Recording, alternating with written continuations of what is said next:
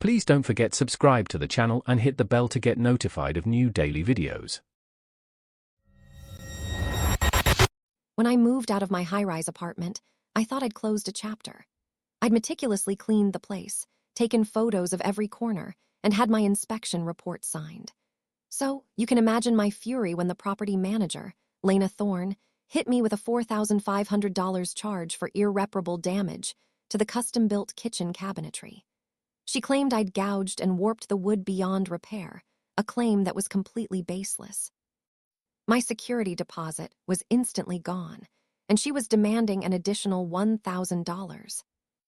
I provided photographic evidence, timestamps, everything. The cabinets were pristine when I left.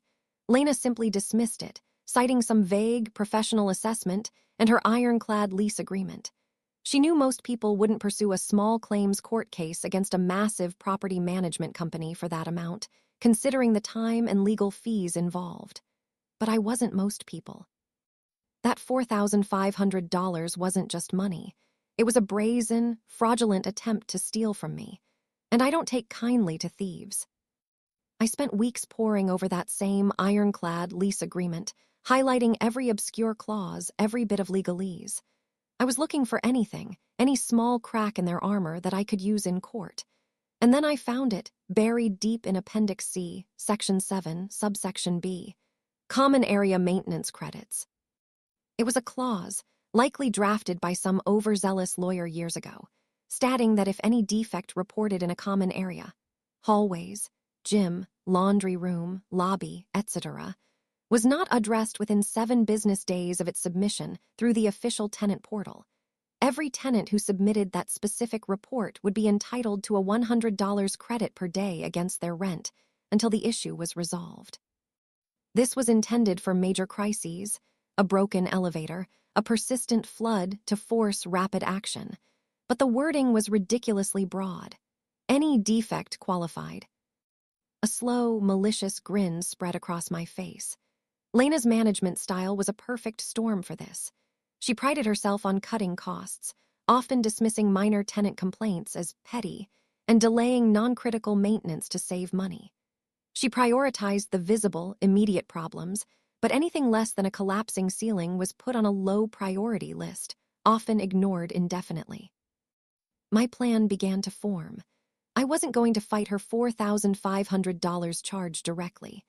I was going to use their own system to make her entire operation collapse, and Lena along with it. First, I identified a series of truly minor, almost imperceptible defects in various common areas of the building. A tiny, hairline crack in a floor tile on the 10th floor, a smudged handrail in the east stairwell that perpetually looked dirty, a flickering light in the corner of the gym that only acted up occasionally, a slightly loose knob on a storage room door in the basement. Technically defects, easily ignored by busy maintenance crews, and more importantly, by Lena.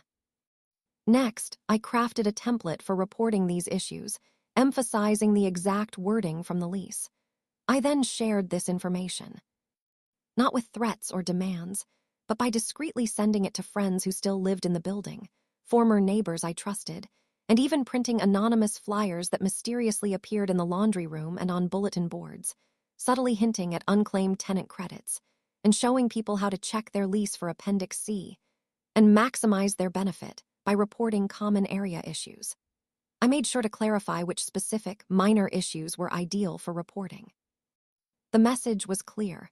There's free money for tenants, and the management company is too slow to realize it. The trickle started. A few reports came in. Lena's team, as expected, looked at a report for a minuscule scuff mark near the gym's water cooler and scoffed, sending it to the bottom of the pile. 7 business days passed. Then the floodgates opened. Motivated by the initial success and a general dissatisfaction with Lena's penny-pinching reign, more tenants, emboldened, started submitting their own reports for the same minor issues and new ones. 100 tenants reporting the same flickering light, ignored for 7 days, meant $10,000 per day in credits for that single issue. Add another 100 tenants reporting a loose baseboard in the lobby, and suddenly Lena was on the hook for another $10,000 daily. The system was designed for major issues to be fixed quickly to avoid large payouts to a few affected tenants. It was never designed to handle hundreds of tenants reporting minor issues simultaneously, expecting daily credits. Lena's system for tracking these reports was rudimentary, and she simply wasn't dispatching maintenance to deal with what she considered trivial. She was letting the clocks tick. Soon, the building's financial department started flagging massive, unprecedented accruals in tenant credit liabilities.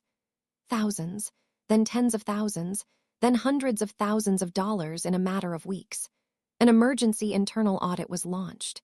The digital paper trail led directly to Lena Thorne's office. It showed countless reports sitting in limbo, dismissed or ignored, while the contractual daily credits compounded. The fallout was swift and devastating. I received a phone call from the regional manager, not Lena.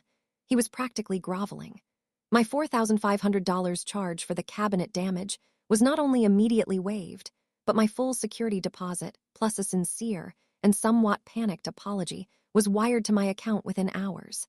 He pleaded with me to help them understand how to resolve these outstanding issues, as if I were some kind of consultant. I politely declined, suggesting they might want to review their lease agreements more carefully. I later learned that Lena Thorne was summarily fired, not just from that property, but from the entire management company. The internal investigation revealed such gross negligence and consistent disregard for tenant-reported issues that it highlighted her as the sole reason for the monumental financial hemorrhaging. The company had to pay out hundreds of thousands in credits to tenants and completely overhaul its entire maintenance and reporting system. Lena's name became toxic in the local property management circles. She was effectively blacklisted. My $4,500 was a drop in the bucket compared to what she cost her company, all because she wanted to steal a little extra from one tenant. Some battles aren't won in courtrooms, but by finding the hidden weaknesses in your enemy's own fortress. Lena thought she was invincible. I showed her the fine print. If you enjoyed this video, please hit the thumbs up button to like it. And please do subscribe to support the channel.